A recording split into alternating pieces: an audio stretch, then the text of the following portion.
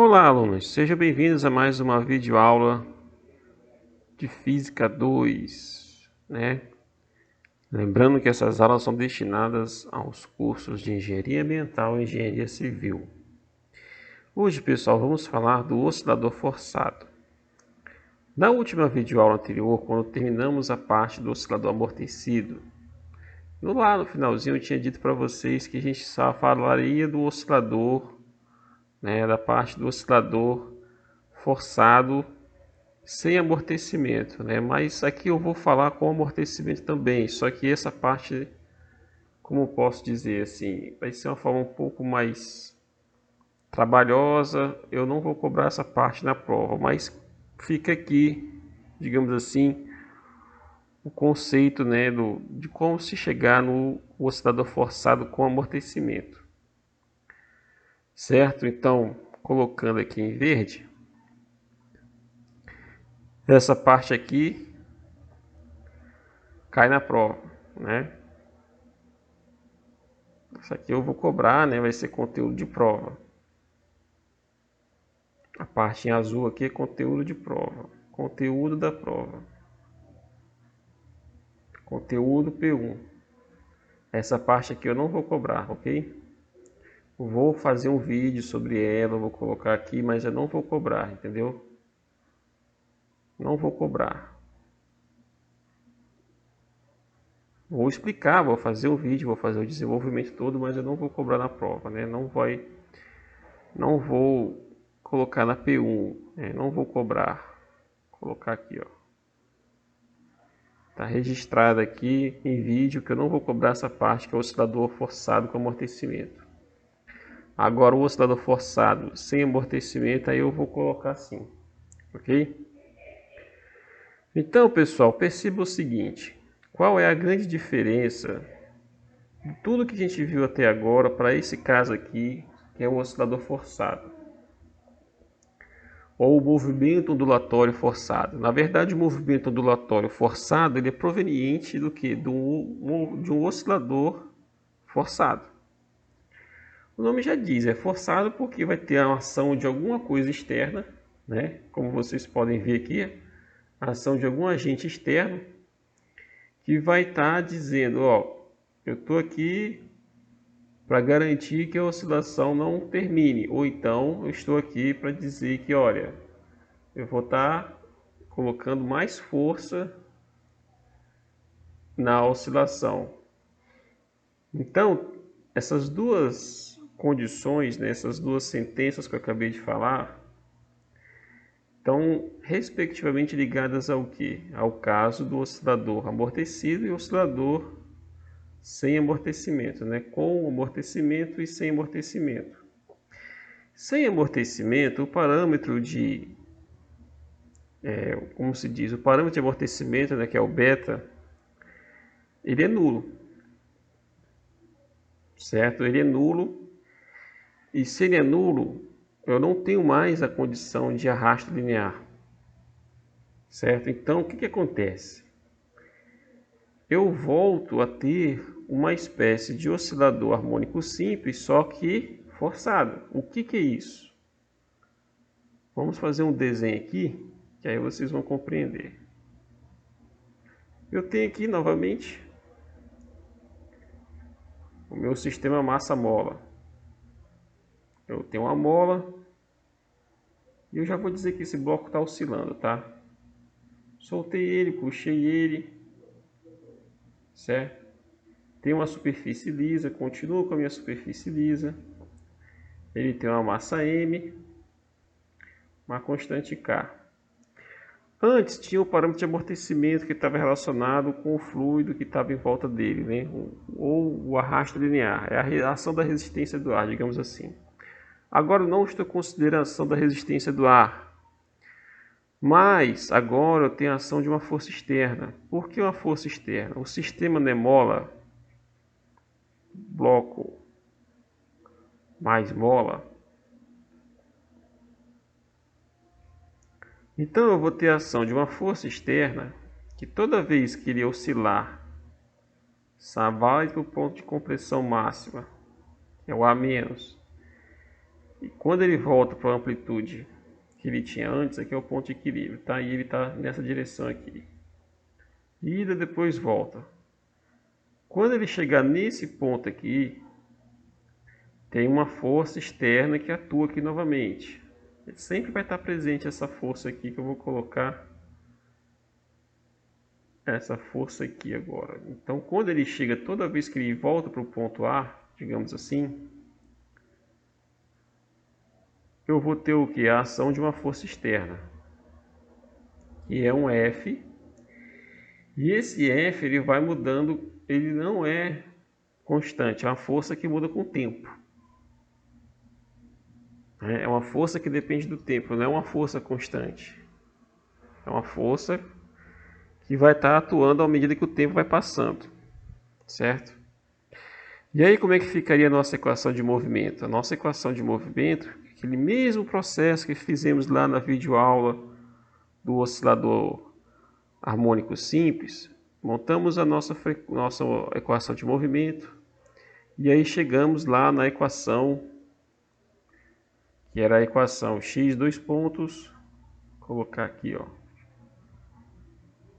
o x dois pontos mais ômega zero ao quadrado x igual a zero. Essa aqui era a equação de movimento que tínhamos chegado, que eu mostrei para vocês no caso onde não tinha essa força F. Agora essa força F ela atua aqui, certo?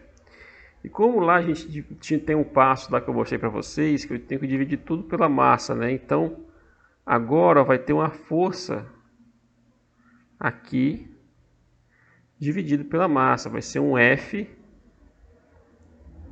de T, que é um Fzinho, que é exatamente a equação que está aqui em cima, certo? E aí vem a pergunta, quem é o F de T, como vocês estão observando aqui? Esse F de T, pessoal, esse Fzinho de T, ele é uma força dividida pela massa. Então, e essa força é devido à ação de um agente externo. E essa força vai estar ali presente à medida que o tempo vai passando. Ela vai ser constante no tempo? A princípio não.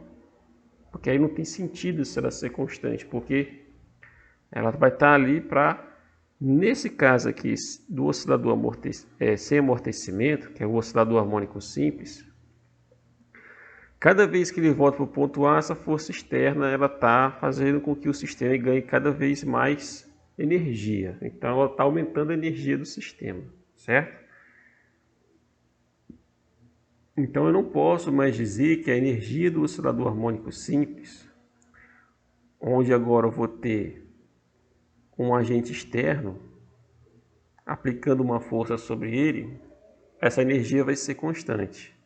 Ela vai variar porque cada vez que ele voltar para o ponto A mais aqui, como vocês estão observando, que é a amplitude máxima positiva, vai vir uma força externa atuando sobre o bloco, né? E, digamos assim, aí implementando, abre aspas, né? Implementando, abre aspas, mais energia no sistema. Na verdade, isso é a potência, né? Mas aí não vamos entrar nessa discussão. Vamos só falar de uma forma um pouco mais simplória, porque aí já entra numa questão muito mais, não é que seja difícil, mas eu acho que não é o escopo aqui do nosso objetivo aqui do curso de Física 2, certo? Então essa força externa vai estar atuando, vai ser atuante, ok? Então, deixamos, se esse cara aqui fosse zero, tínhamos o que? O oscilador harmônico simples, né? É o oscilador harmônico simples. Agora ele não é mais zero, é um x dois pontos mais ômega zero ao quadrado x igual a nosso esse Fzinho de T. Agora ele é um oscilador forçado. Um oscilador forçado sem amortecimento, que é o caso aqui em cima, né?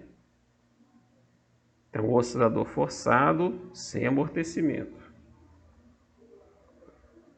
Oscilador forçado sem amortecimento. Esse tipo de sistema, na prática, a gente não observa, né? Não é uma coisa que condiz com a realidade, né, pessoal? Porque o que condiz com a realidade é o caso com amortecimento, mas esse caso com amortecimento vamos deixar para fazer no próximo videoaula. Vamos trabalhar primeiro o caso sem amortecimento, que é um caso mais, digamos assim, fácil de lidar. Mas antes de atacar o problema em si, precisamos fazer um pequeno parênteses, né? Uma pequena, digamos assim, viagem pelo mundo das equações diferenciais. Essa equação, qual é a diferença dessas duas equações diferenciais aqui que vocês estão observando? Eu vou sinalizar aqui em vermelho, né? Essa aqui e essa outra aqui.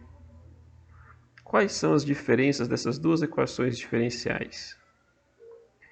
Essa aqui em verde, que eu vou fazer o sinal verde, e essa outra aqui no sinal azul, a diferença é que a verde a gente chama o que? Essa aqui,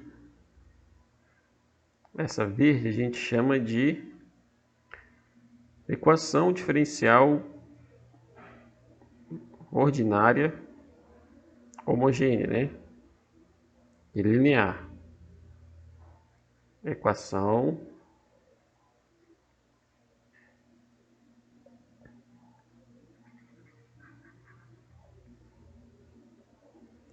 então é uma equação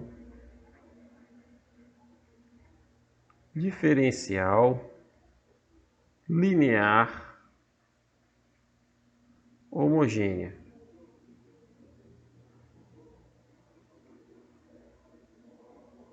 De segunda ordem, né?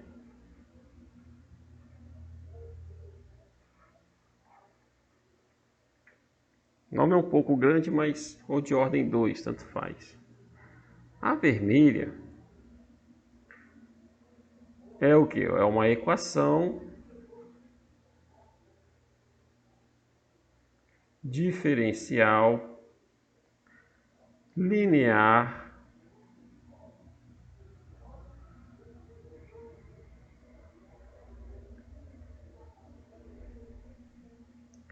agora ela não é mais homogênea, é não homogênea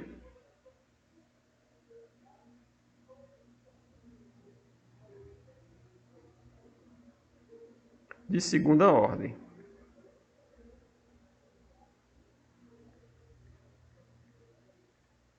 Por que essa de baixo não é mais homogênea? Porque tem agora ação de uma força externa, né? Tem um agente externo ali, Ft. Certo? Então, como é que a gente resolve esse tipo de equação diferencial, que é a parte vermelha aqui? Aí é como eu vou falar para vocês. Eu não vou entrar numa discussão profunda sobre métodos de solução de equações diferenciais não homogêneos. Certo? Para isso vocês vão ver no curso de cálculo 2 ou no curso de cálculo 3. Certo? Eu só vou comentar rapidamente a seguinte questão.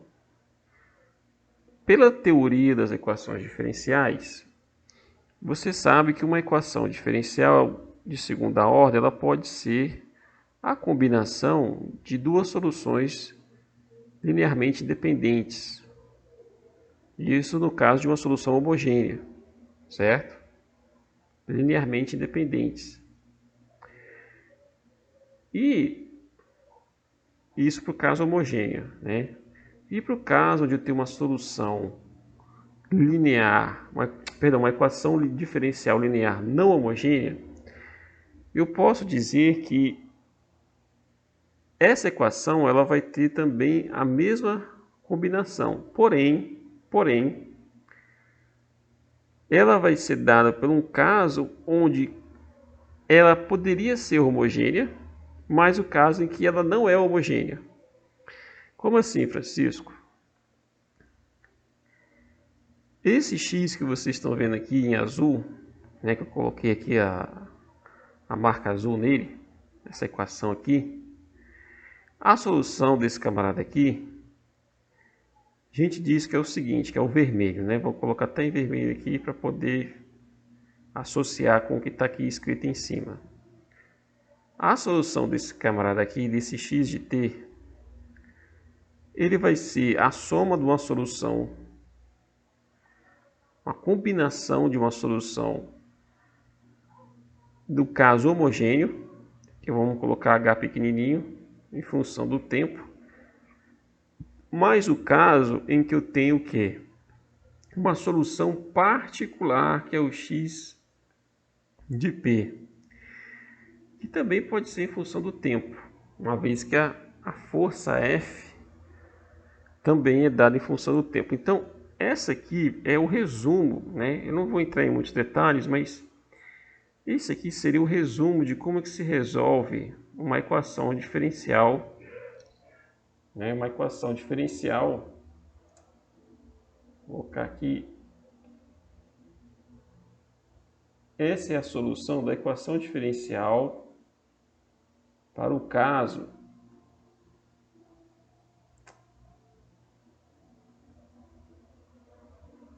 às vezes ele essas doidices aqui mesmo. Enfim, deixe quieto. Então, esse aqui é o caso em que eu tenho que a solução de uma equação diferencial linear não homogênea de segunda ordem, ou primeira ordem, não importa, aqui, mas no caso a gente está falando de segunda ordem. Então, esse camarada aqui, que eu vou colocar em azul, esse camarada aqui, é para o caso se a equação AEDO, vamos colocar aqui AEDO, a equação diferencial AEDO, fosse o que? Homogênea.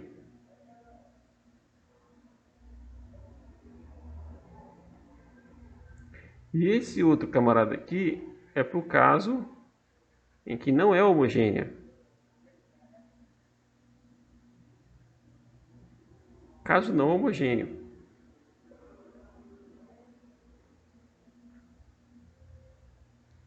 É o caso não homogêneo.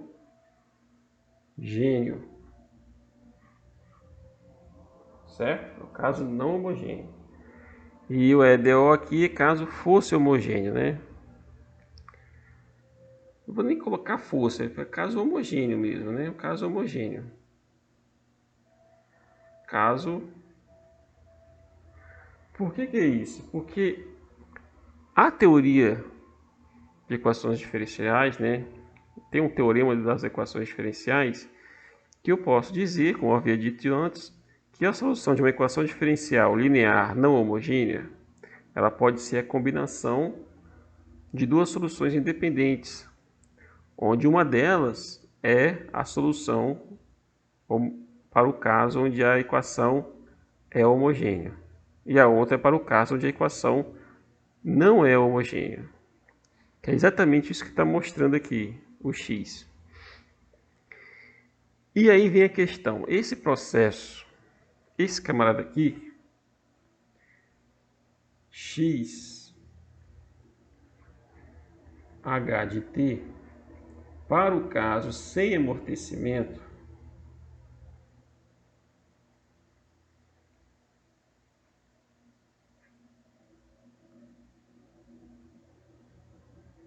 a gente já conhece ele. É a solução do oscilador harmônico simples. Que a gente já sabe quem é esse camarada aqui. Então a gente já sabe quem é o x de h. O x de h de t é quem? Vai ser a amplitude A, certo? Que multiplica quem? Cosseno de ômega zero. Aqui eu vou colocar ômega zero, tá? Ômega zero t mais a fase φ. Essa é a solução do oscilador da parte homogênea. Mas aí fica a pergunta, e aí, como é que eu faço para determinar esse camarada aqui, que é o caso particular? Que é esse x de p. Como é que eu determino ele? Aí, pessoal, agora é necessário, né, dar um passo um pouco mais largo. Temos que utilizar aqui de uma ferramenta matemática, né, chamada variável complexa. Ah, Francisco, você já fez isso num vídeo anterior, lá no oscilador amortecido. Sim. E aqui vamos utilizar de novo. Só que aqui agora é um pouquinho mais, digamos assim, aprofundado. Por que isso? Essa equação que vocês estão vendo aqui em cima, que é a equação do oscilador forçado sem amortecimento, onde eu tenho x dois pontos mais ômega zero ao quadrado x igual a f de t.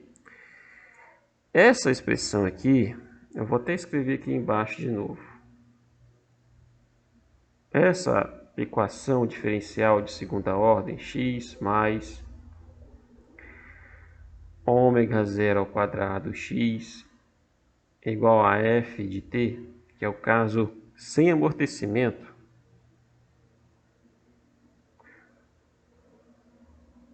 mas é uma equação diferencial não homogênea, ela é, digamos assim, fácil de resolver quando consideramos esse f de t uma função periódica.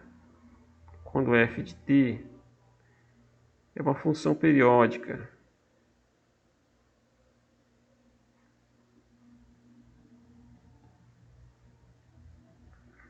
Uma função periódica. Aqui está errado, né? Escrevi errado. Então, ainda bem que eu verifiquei, senão eu só ia falar, nossa, o cara tá sacando de física e não saca de ortografia. Mas é isso, pessoal. A gente fica muito tempo sem praticar a escrita, né? Só com equações. Isso aí é o mal de muitos, digamos assim, profissionais que lidam com cálculo, né? Então, voltando aqui, então é uma função periódica.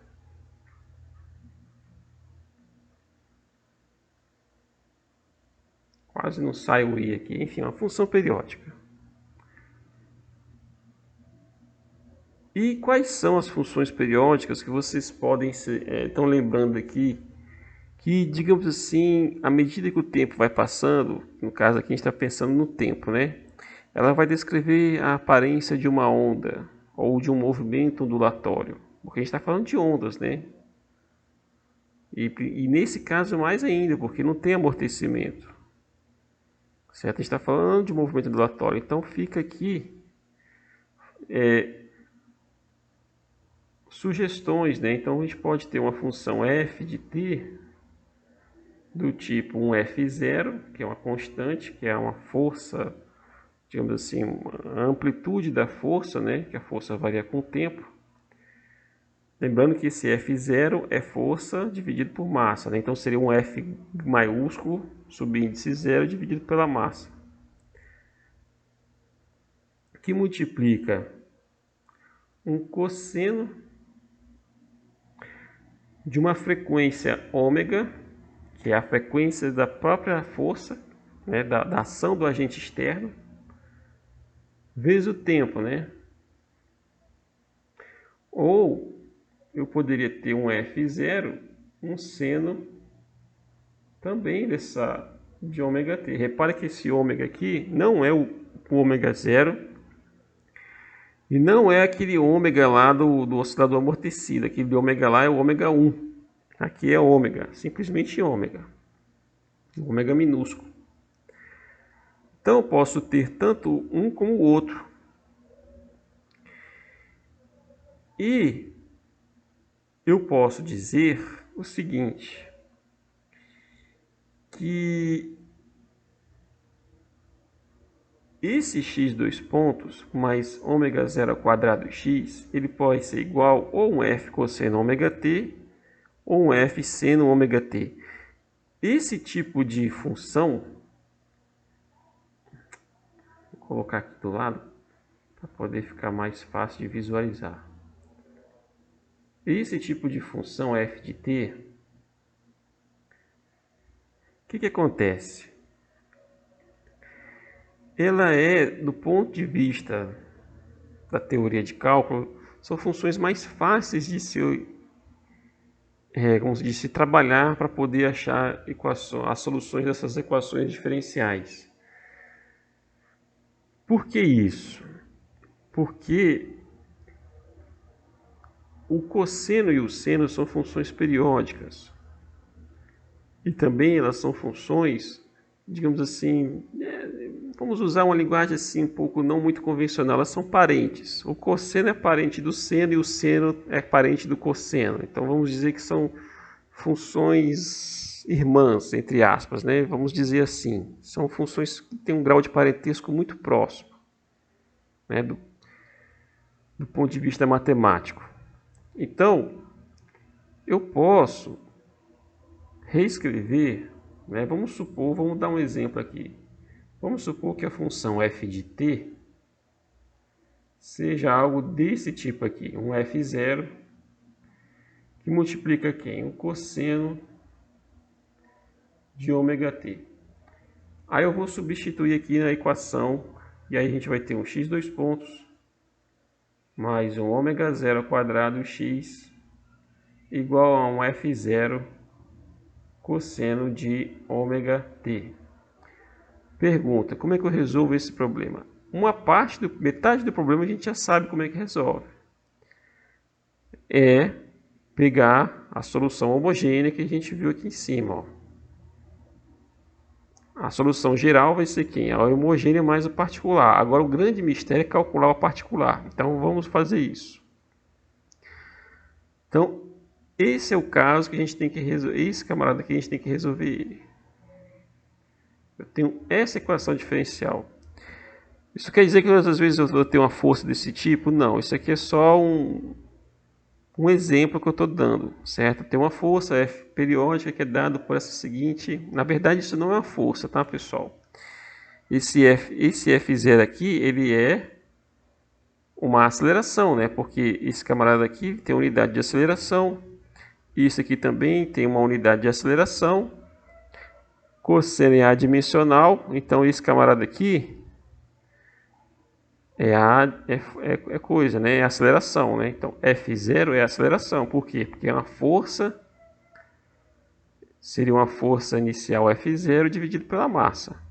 Isso aqui é aceleração. Então fica bem claro que esse F0, o F minúsculo, tá? O F minúsculo, ele é a aceleração. Então vamos resolver isso. O homogêneo a gente já sabe, né? Que a resposta está aqui em cima. Agora o que eu quero saber é o XP, né? Como é determinar o XP? Como é que eu determino o XP? Aí, como eu falei alguns minutos atrás, a gente tem que utilizar do recurso matemático de parâmetro ou variável complexa.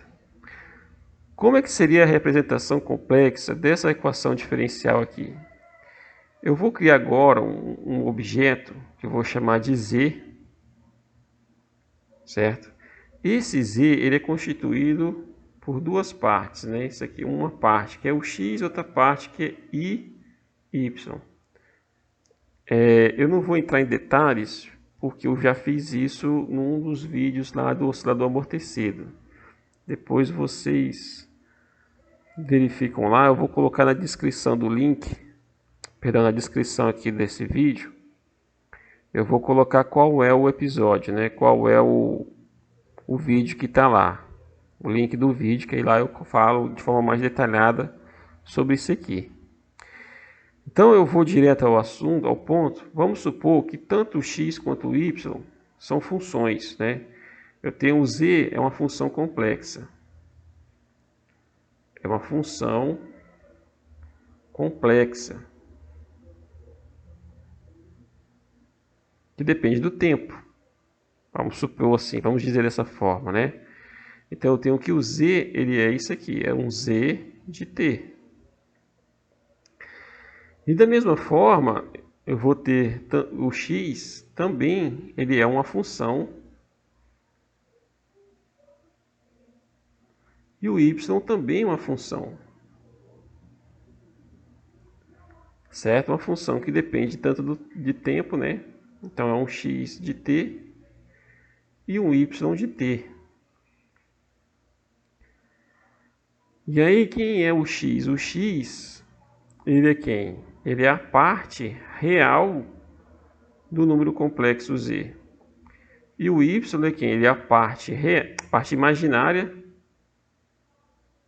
que corresponde à parte imaginária do número complexo z. Na verdade, não é o número complexo, é da função complexa, né? Porque agora eu estou dizendo que o z é uma função complexa. Tanto o x, então o x ele é a parte real da função complexa e o y é a parte imaginária da minha função complexa. Então eu estou falando agora de um espaço onde eu tenho funções complexas, que essas funções elas possuem uma parte real e uma parte imaginária. O nosso problema é do mundo físico. Você não tem a medida da posição, ela não é feita a partir de uma régua onde você tem uma graduação em número imaginário, né? É uma coisa real, não é uma coisa imaginária. Então, eu tenho que achar a solução de z para poder depois tirar a parte real disso. Então, qual é o grande macete aqui? Eu vou transformar agora essa equação aqui em cima, numa função complexa. Então eu vou ter aqui um z, dois pontos, mais um ômega zero ao quadrado z. Isso vai ser igual a quem?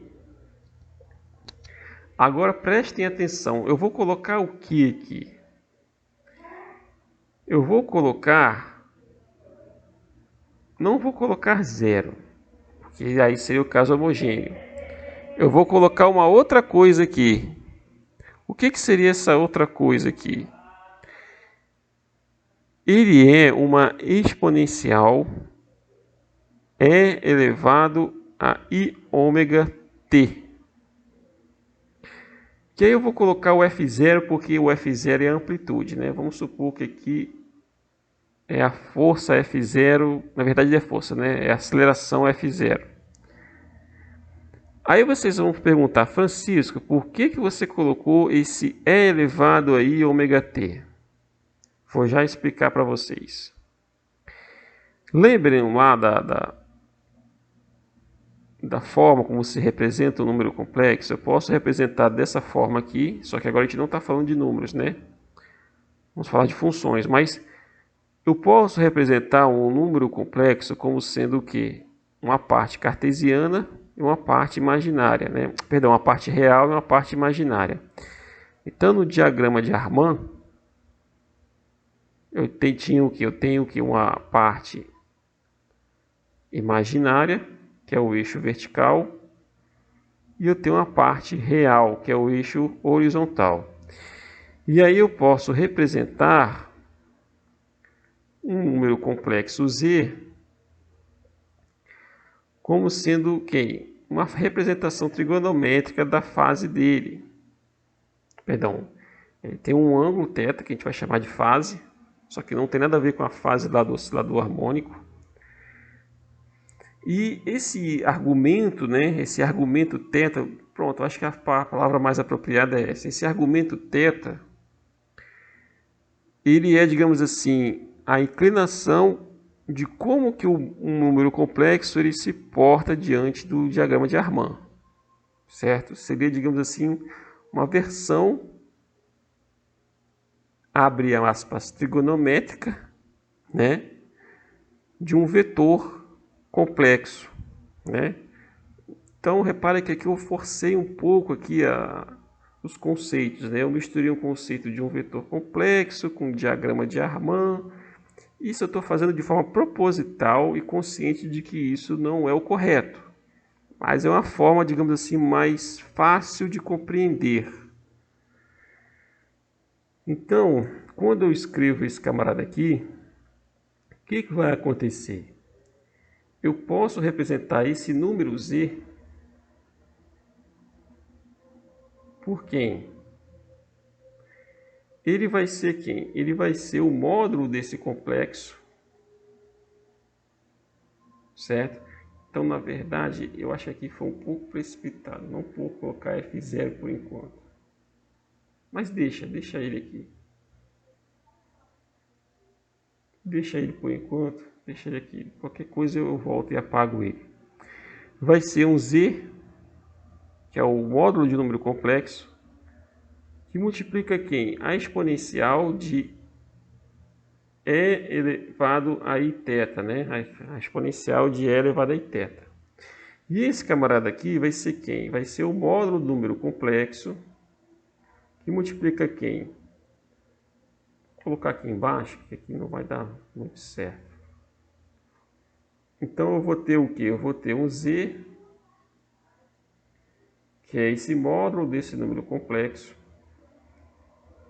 Abre parênteses, aí eu vou ter um cosseno de θ mais I seno de θ. Certo? Então, essa é a forma de você expressar o número complexo em termos de, como se diz, parâmetros trigonométricos, né? De forma trigonométrica. Isso aqui é a fórmula de Euler. Fórmula de Euler não, perdão. Fórmula de De Moivre.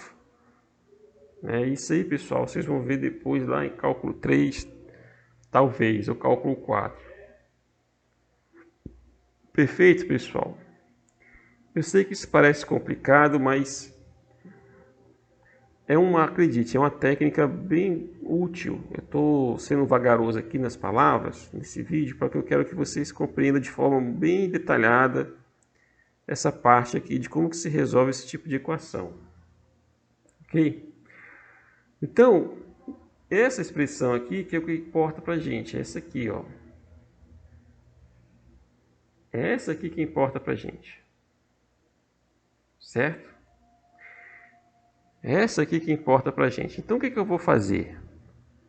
No lugar de θ, eu posso dizer que, olha, em vez de ser θ, eu posso colocar ômega-t. Né? Eu posso dizer que é um ômega-t. Nada impede, né? Então, o que eu vou escrever aqui? Eu vou chutar, novamente vamos fazer assim, eu vou chutar, na verdade não é um chute, a gente sabe que isso não é um chute. Por quê? Porque eu sei que esse tipo de função é a função, né? Eu vou chutar uma solução, um z de t, onde eu vou ter uma constante c,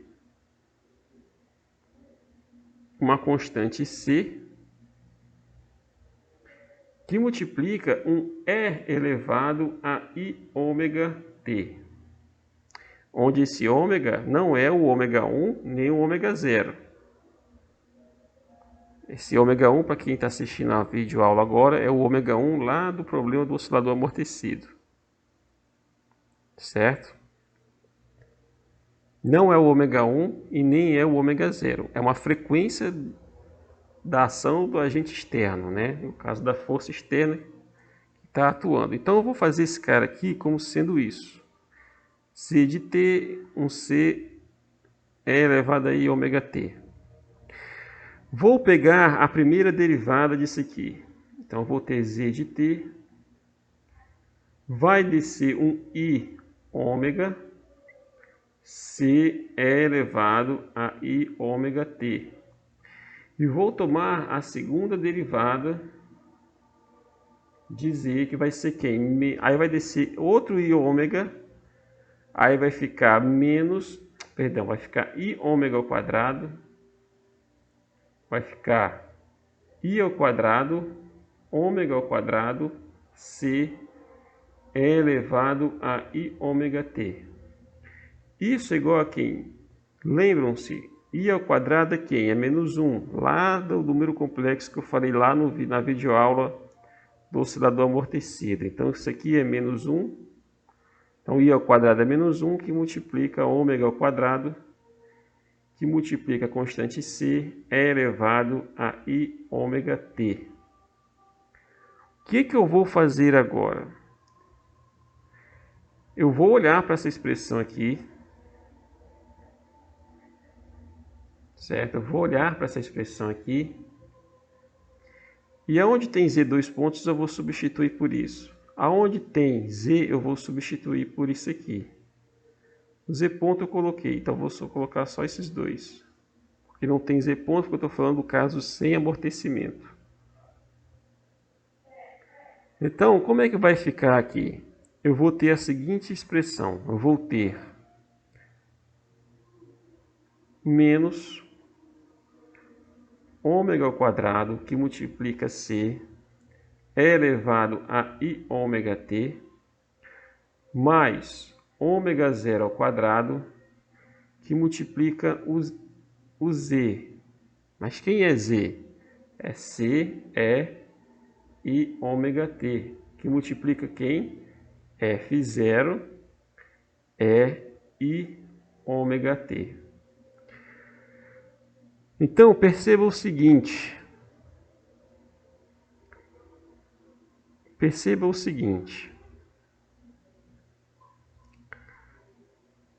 Eu posso fazer a seguinte questão. Eu vou isolar o C, esse camarada aqui, e vou isolar esse camarada aqui. Aí eu vou ter o seguinte, ó, eu vou ter C, I ômega t, que multiplica ômega zero ao quadrado menos ômega ao quadrado. Ok? Isso vai ser igual a quem? F0 I ômega t. O que eu vou fazer aqui, alguns colegas talvez não concordem, né? Mas, de uma certa forma, vai chegar ao mesmo resultado. Então, repare que o fator comum do lado direito, do lado esquerdo, é o mesmo fator comum do lado direito. Então, eu vou cortar esse termo com esse termo, certo? E aí eu chego a uma conclusão de que o C, que é a constante, ela é quem? Ela vai ser F0, que multiplica quem? Que multiplica, perdão, divididos por quem? Divididos por ômega zero ao quadrado menos ômega ao quadrado. Então, esse termo que eu acabei de descobrir, o que eu vou fazer com ele? O que eu vou fazer com este termo aqui? Este termo aqui, eu vou pegar ele e substituir aqui na expressão do Z de t. Onde tem C, eu vou colocar este termo aqui. Então, vamos lá. O meu Z de t, meu Z em função do tempo, vai ser quem? Vai ser, na verdade, um F0 divididos por quem? Vou colocar aqui, vai ser um F0 divididos por quem? Divididos por ômega zero ao quadrado menos ômega ao quadrado. E multiplica quem? E elevado a I ômega t. Ok, né? Só que o seguinte,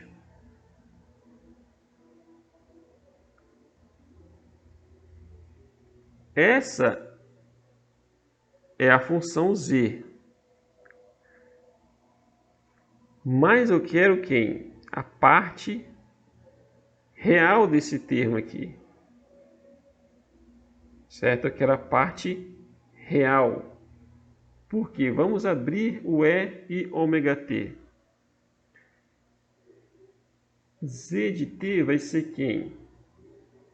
F0 ômega zero ao quadrado menos ômega ao quadrado, que multiplica quem? Aí vai ficar cosseno de ômega t mais I seno de ômega t. Então, o que me importa aqui é a parte real. Então, o x, repare que esse x aqui é o x particular. O x particular que eu quero descobrir, ele é quem? Ele vai ser a parte real desse z de t, que é o produto isso aqui com isso aqui. Então, quem é o x de p? O x de p em função do tempo é quem? É f0 ômega 0 ao quadrado menos ômega ao quadrado, que multiplica quem? Que multiplica o cosseno de ômega t. Achei o x de p, vou somar com a solução da homogênea. Então, eu tenho que o x total é o x da homogênea mais o xp. Então, a função total é quem? O xh, a gente sabe que vem lá do oscilador harmônico simples. Vai ser uma amplitude, A, que multiplica o cosseno. Aí vamos abrir aqui, vamos colocar ômega 0t mais uma fase, certo? Mais quem? Esse f0 divididos por ômega 0 ao quadrado menos ômega ao quadrado, que multiplica o cosseno. Aí, da mesma forma que a gente colocou uma fase aqui, vamos colocar também uma fase, para não ficar o problema, digamos assim, de forma diferente. Só que agora aqui não é ômega 0, é ômega t mais uma fase φ. Certo? Então temos isso aqui, ó. Só que a amplitude lá do oscilador harmônico simples, quem é a forma da amplitude? É a raiz quadrada, né,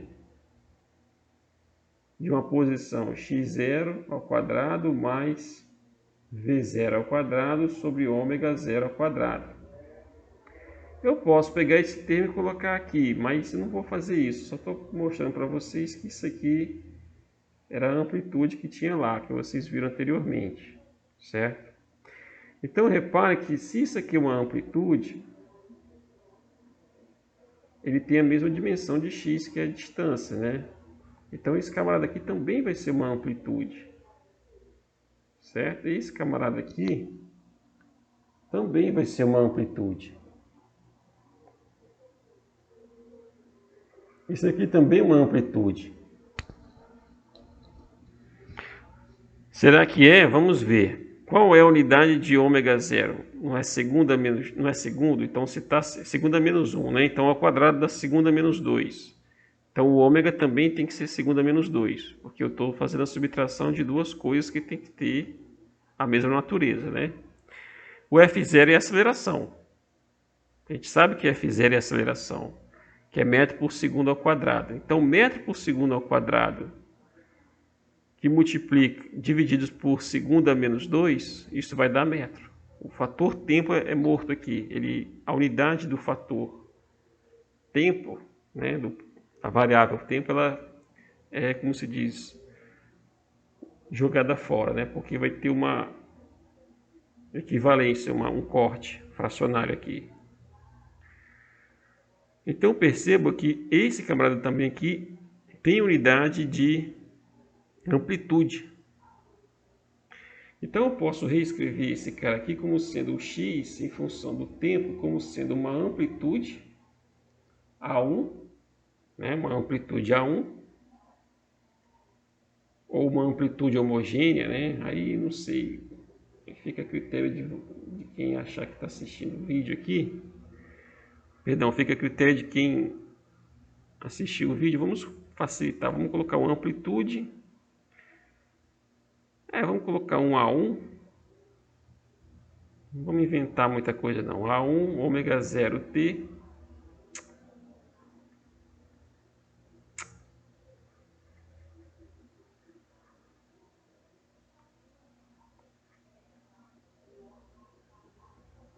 mais φ, que multiplica quem? Que multiplica um A2 cosseno de ômega t mais φ. Repare que ômega 0 é diferente de ômega, são duas coisas diferentes. Um é a frequência natural de oscilação e outra é a frequência ômega. Agora vamos olhar um pouco aqui para essa solução aqui, onde A1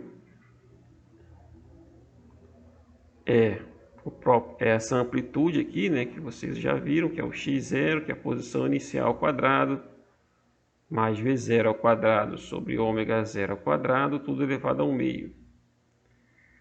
E A2 é f0 divididos por ômega 0 ao quadrado menos ômega ao quadrado. Então perceba o seguinte. Eu não posso colocar os cossenos em evidências? Não, porque tem coisas diferentes aqui, certo? São coisas diferentes aqui. O argumento do cosseno não é o mesmo, é diferente. Então, vamos olhar para a amplitude aqui. Essa amplitude A2 ela é muito importante porque tem uma coisa aqui embaixo no denominador que vai gerar um fenômeno que a gente vai discorrer sobre ele depois. O que acontece? O que vocês acham que acontece quando ômega 0 se aproxima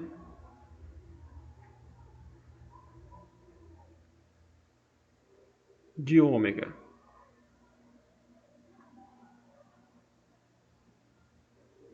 O que acontece? Isso implica. O que acontecerá?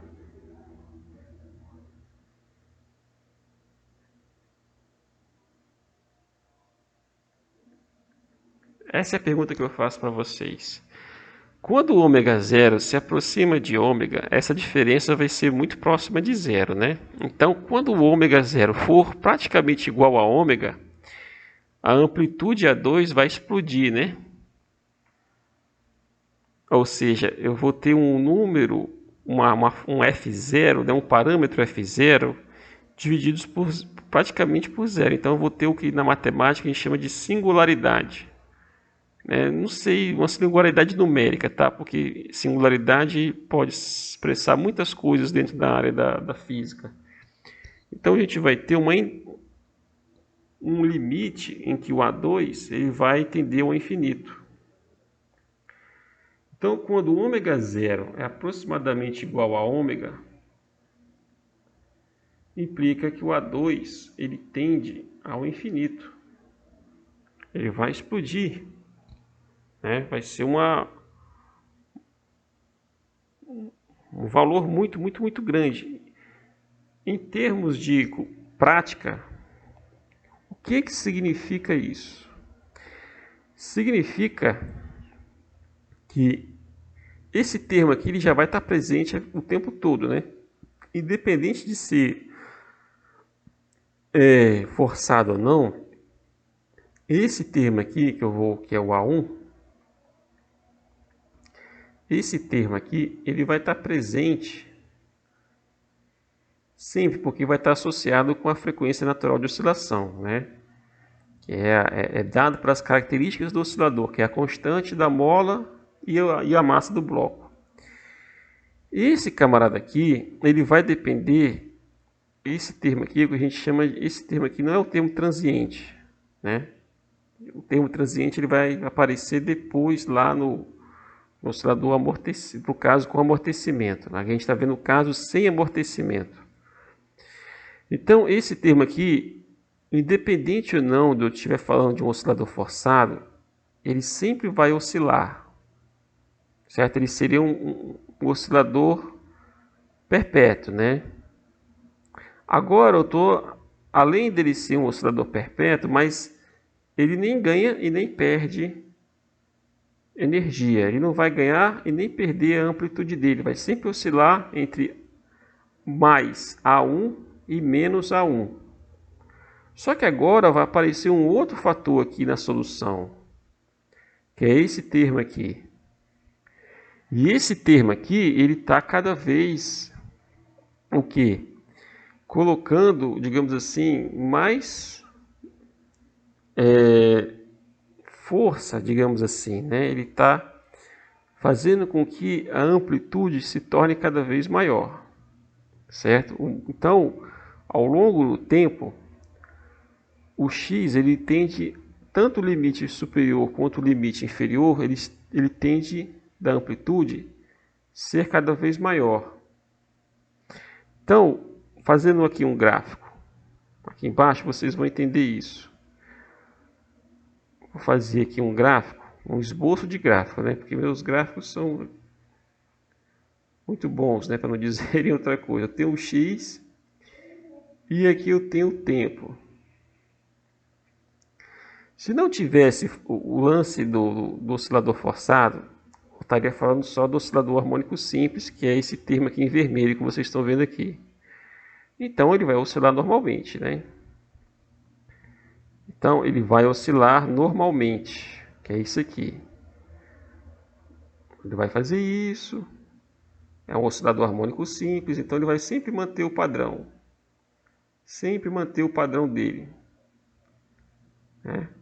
Aqui estou tentando fazer ele igual, né? Tanto a parte superior quanto a parte inferior. Ok? Estou fazendo os dois de formas diferentes. Então aqui eu vou ter um A1 positivo, que é a parte máxima, e um menos aqui embaixo, né? Vamos supor que ele esteja reto, né? Também. E um menos A1. Ele sempre vai ficar dentro desse limite, que é esse termo aqui em vermelho. O azul, que é a amplitude, vai depender desse F0 e vai depender desse ômega 0 e do ômega. Pode ser maior ou pode ser menor que o A2, ele pode ser maior ou pode ser menor que o A1, que é esse termo aqui. Esse termo aqui, ele pode ser maior ou pode ser menor que o termo em vermelho, em termos de evolução ao longo do tempo. Então, que ele seja maior ou seja menor, se esse ômega 0 permanece constante, certo? Em relação a ômega, então teremos uma outra frequência, né? Então teremos um outro movimento aqui, se assim podemos dizer. Só que eles não têm a mesma frequência natural de oscilação, então isso não quer dizer que tem que oscilar no mesmo período, na mesma fase. Eu posso ter algo assim, diferente, mas um pouco menor, né? Porque eles não têm a mesma amplitude, digamos assim. Então eu posso ter algo desse jeito, mais constante, né? Quando eu digo constante, assim, com a amplitude sempre do mesmo jeito, o mesmo, tanto o tamanho do vale quanto o tamanho da crista, né? Aqui está saindo um pouco torto, mas a ideia é que eles sejam aqui, ó, tangenciando. Aqui um pouquinho maior, né?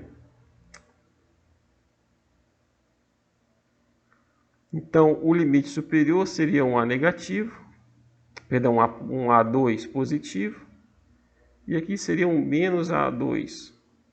Então, a onda verdadeira seria o que? A soma dessas duas, né? A solução verdadeira seria alguma coisa que seria a soma dessas duas ondas, desses dois gráficos. Aí que eu quero que vocês entendam é o seguinte, que quando, porventura, quando o ômega 0 for muito próximo do ômega, o que vai predominar é o termo azul, e aí o termo azul ele vai explodir, não vai ser uma onda, né? A amplitude não vai ser única, né? Claro que aí vai ter o fator cosseno, que aí ele pode ser mais 1 ou menos 1, então você vai ter como se diz, um crescimento de uma onda muito grande. Essa onda azul vai se tornar muito grande comparada com a onda vermelha, né? E aí, quando isso acontece, esse termo A2 ele vai tender ao infinito. E aí, como é que você vai ter um cosseno, um infinito que multiplica um cosseno? Não tem significado físico do ponto de vista, perdão, não tem um significado matemático do ponto de vista físico, né? Você não pode dizer que a solução vai ser A1 cosseno de ômega zero t mais φ mais infinito que multiplica cosseno. Não, simplesmente a função x, ela vai, como se diz, o sistema ele vai explodir. Literalmente, na palavra, ele vai explodir. Por quê? Porque essa onda azul vai se tornar tão grande, em termos práticos, né? Eu vou ter o quê? Eu vou ter nosso bloco. Eu tenho aqui a mola e eu tenho o bloco. Soltei o bloco. Aí eu soltei, só que quando eu soltei, imediatamente no momento que eu soltei, uma força externa veio e bateu nele. Aí já colocou uma energia, digamos assim, né? Vamos falar dessa forma, já colocou um fator a mais, né? E aí o que acontece? Ele vai chegar aqui, vai comprimir e depois vai voltar para o ponto, aqui é o ponto de equilíbrio, e aí ele volta. Quando ele volta, novamente tem um agente externo atuando sobre ele. Então, cada vez mais ele vai ganhando mais energia. E aí chega um ponto que o sistema massa-mola, quando acontece isso aqui que eu estou falando, quando o ômega zero se aproxima do ômega, ou seja, quando a frequência natural de oscilação é exatamente igual à frequência da força externa que está atuando sobre o sistema, a gente vai encontrar o que? Uma condição em que a amplitude A2 vai prevalecer de tal forma que vai, digamos assim, englobar a amplitude A1, né? E isso vai fazer com que esse sistema aqui oscile cada vez mais rápido e cada vez maior. A amplitude dele vai ser cada vez maior até um ponto em que o bloco estique, a mola estique demais e rompa o sistema. Isso, quando acontece isso, a gente chama de quê? Aí a gente vai ter um fenômeno que é chamado ressonância. Então, quando o ômega zero ao quadrado, quando o ômega zero é exatamente igual a ômega,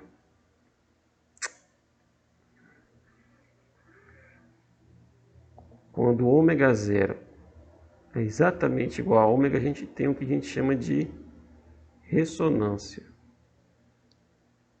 É o fenômeno de ressonância. Eu acho que eu escrevi errado, mas tudo bem. Depois eu corrijo aqui. Ressonância, que é exatamente quando a frequência natural de oscilação foi exatamente igual à frequência da ação da força externa. Ou, né? E aí o que acontece? Aí a amplitude dessa onda azul ela vai se tornar cada vez maior à medida que o ômega zero vai se aproximando de ômega. E aí quando o ômega zero é exatamente igual a ômega, esse A2 ele explode. Aí a amplitude vai lá, cresce de forma praticamente infinita. Isso é a visão matemática. A interpretação física é o quê? Dentro do sistema bloco-mola, a amplitude fica cada vez maior até o ponto que a estrutura física do sistema não aguenta, não suporta e ela se desmorona. Isso acontece, tem um vídeo que é a ponte, eu não esqueci, acho que é a ponte, tem uma ponte famosa na década de 30, ou na década de 20, ou é 30, ou é 20, que eu esqueci o nome agora, que exatamente acontece isso. Ela entra em ressonância, né? ventou-se muito durante a noite e isso gerou uma frequência, né, de oscilação, uma vez que a frequência natural do objeto, né, de vibração do material da ponte em si, foi exatamente igual à frequência do vento, né, do movimento intermitente do vento na ponte. E aí gerou uma ondulação e isso fez com que a ponte desabasse, porque entrou em ressonância. Um exemplo disso, que é bem difícil, isso é praticamente difícil, a probabilidade disso ocorrer é muito baixa.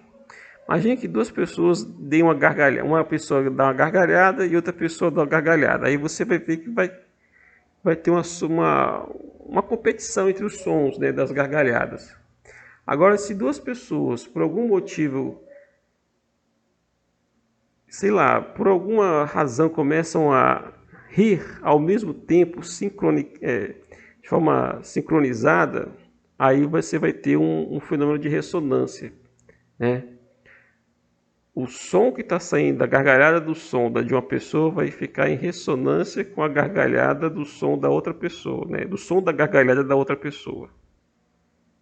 Isso é muito raro de acontecer, mas pode acontecer, certo? Bem, pessoal, esse vídeo ficou um pouco longo. Aí a gente fecha a parte do a primeira parte do oscilador forçado sem amortecimento, certo?